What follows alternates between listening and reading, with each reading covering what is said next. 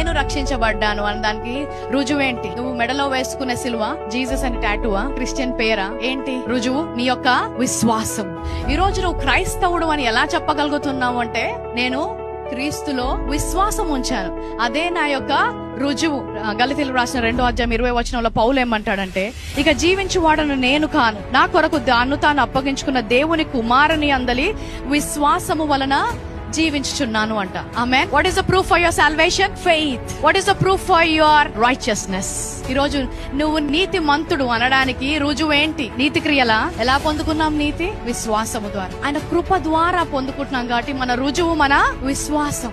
రక్షణకు రుజువు అవసరం లేదు, కానీ నీతికి రుజువు కావాలి. నీతి ధర్మశాస్త్ర విషయమైతే ఆ పక్షమందు క్రీస్తు చనిపోయినది నిష్ప్రయోజనమే. ఈ విశ్వాసం అర్థం కానందుకే చాలా మంది రక్షించబడిన తరువాత కూడా మా రక్షణ కోల్పోయాము అని ఆయన ఇచ్చే ప్రతి ఆశీర్వాదానికి దూరంగా ఉంటున్నాడు. ఆయన మరణించింది ఒకేసారి, రక్షించింది ఒకేసారి, నీతిమంతులుగా మార్చింది కూడా ఒకేసారి. నువ్వు రక్షణ కోల్పోయినప్పుడల్లా కూడా ఆయన చనిపోయి నీ కోసం రక్షణ విడుదల చేయాల్సిన అవసరం లేదు. ఎందుకంటే ఆయన రక్తము కోడెల రక్తము, గొర్రెల రక్తము వంటిది కాదు. ఆయన రక్తము పావన యవన రక్తము, ఎలాంటి పాపము లేని రక్తము.